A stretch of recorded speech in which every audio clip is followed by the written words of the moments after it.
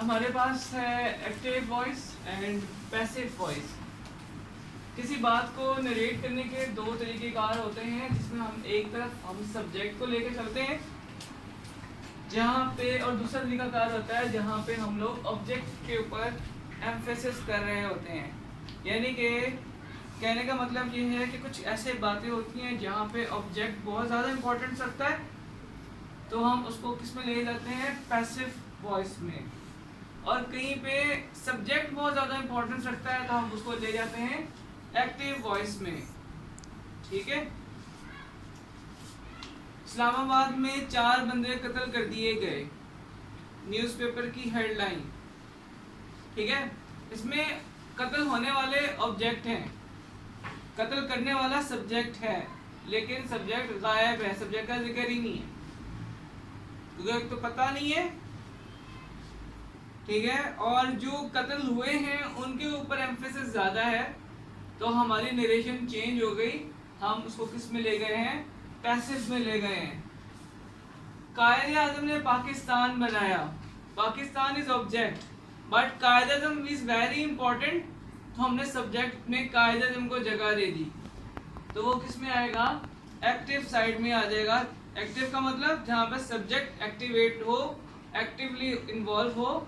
Passive जहाँ पे subject ना भी हो तो काम चल रहा है। ठीक है।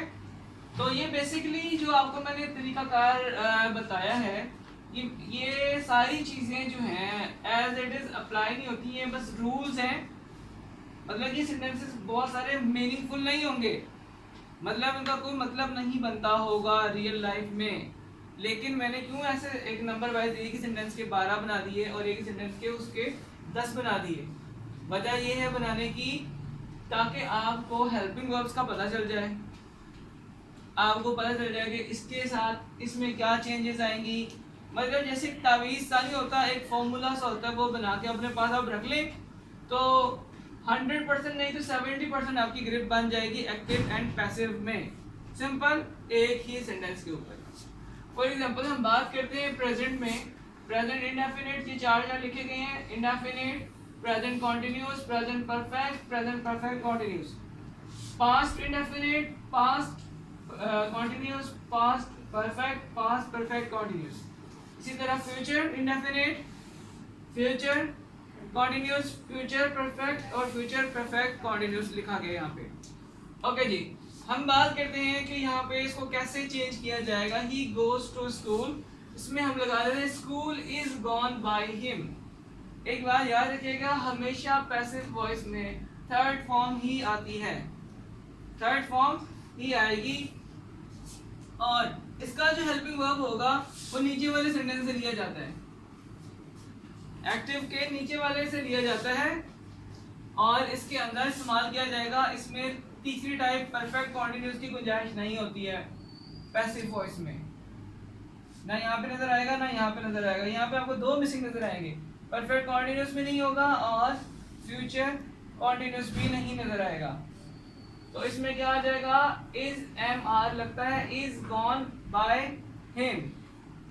इसी तरह ही इज गोइंग टू स्कूल, इसके लिए आ जाएगा school is being. Okay, is यहाँ पे भी इस्तेमाल हुआ है, अब यहाँ पे भी इस्तेमाल हो रहा है।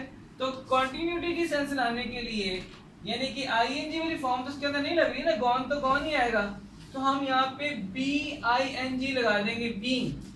ठीक है, school is being gone by him, उससे स्कूल जाया जा रहा है। बेसिकली कोई सेंस नहीं बनती इसकी, लेकिन क्योंकि हम स्कूल को समझ रहे हैं इसलिए हम ये काम कर रहे हैं। तो आप बता रहे थे ना कि पहले सब्जेक्ट आ जाता है या फिर पहले ऑब्जेक्ट को लेकर आते हैं फिर हम ऐसा बनाते हैं, वो समझाने के लिए है। बेसिकली ऐसा कोई चक्कर नहीं है, आपको सिंपल इस तरह भी लगाया जा सकता है, he is being gone to school, he is being gone to school, उसको स्कूल ले जाया जा रहा है।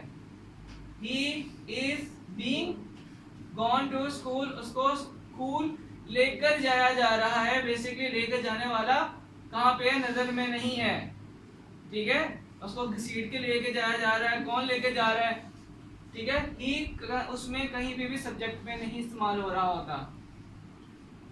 आगे हम लोग बात करते हैं, he has gone to school, इसमें आ जाएगा हैज के बाद बीन आएगा फिर गॉन आएगा।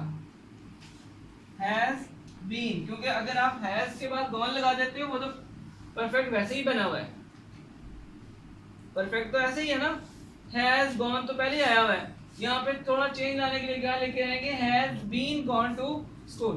तो ये इस तरह से हमारे पास प्रेजेंट का मुकम्मल हो गया। पास्ट की तरफ हम आते हैं। He went to school, हमें पास्ट इंडेफिनिट का पता है, went to school आएगा तो school was gone by him, क्या आ जाएगा, हेल्पिंग वर्ब नीचे वाले का ऊपर आ जाएगा। अच्छा, हेल्पिंग वर्ब इस चीज के लिहाज से लग रहा होता है, अगर स्कूल है तो was लग रहा है, ठीक है, अगर दे होता तो दे के बाद आर लगता, दे के बाद वर्ड लगता, was या वर्ड होता है ना पास्ट के लिए, was और वर्ड होता है।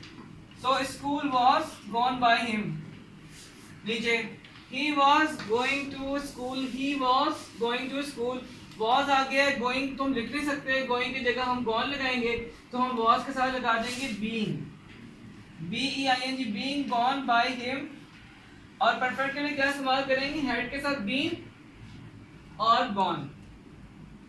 परफेक्ट में इसमें वैसे भी had gone आया हुआ है, लेकिन यहाँ पे हम क्या लगाएंगे, had been, बीन का इजाफा करेंगे, क्योंकि future perfect continuous present voice में नहीं होता। फ्यूचर की तरफ आते हैं, he will go to school, यहाँ पे school will be gone, will के साथ be कब आएगा, जब वो पैसिव वॉइस में होगा, इसके फॉर्मेशन बिल्कुल अलग है उसके मुकाबले में। हेल्पिंग वर्ब एंड वर्ब्स की फॉर्मेशन अलग है, will be gone by him, और इसके बाद हम यहाँ से लेकर आए हैं he will have gone to school, school will have been gone by him। ठीक है, आपके सामने सामने चीजें आ रही हैं, सिमिलैरिटीज आपको नजर आ रही हैं कि कॉन्टिन्यूस के लिए बीइंग आएगा, परफेक्ट के लिए बीन आ जाएगा, और इसमें भी ऐसे रहेगा और इसमें भी ऐसे ही रहेगा। और एक चीज जो इसके अंदर बिल्कुल सेम टू सेम चलती हुई आ रही है, वो आपका थर्ड फॉर्म ऑफ वर्ब है, वो हर जगह पे हर टेंस के साथ सिमिलर है।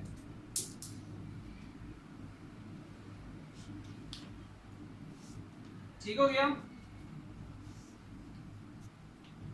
यहाँ पे इसके साथ साथ और क्या क्या चीजें आप इस्तेमाल कर सकते हो, इस जगह पे इसके साथ आर भी आ सकता है, एम भी आ सकता है, स्कूल इज बीइंग गॉन, इसमें भी इसके साथ ये सारी चीजें आ सकती हैं,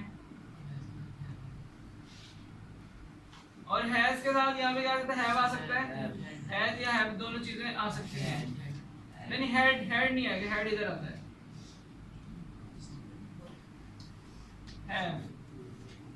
ठीक है जी, वॉस के साथ यहाँ पे क्या इस्तेमाल कर सकते हो, वर्ड, और यहाँ पे वॉस के साथ वर्ड इसमें भी वही है, और हेड हेड ही रहेगा, विल भी वही रहेगा।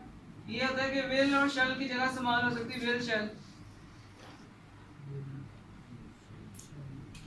ठीक है, वो आई और वी के साथ शेल लगता है, बाकी के साथ विल लग रहा होता है। ओके जी।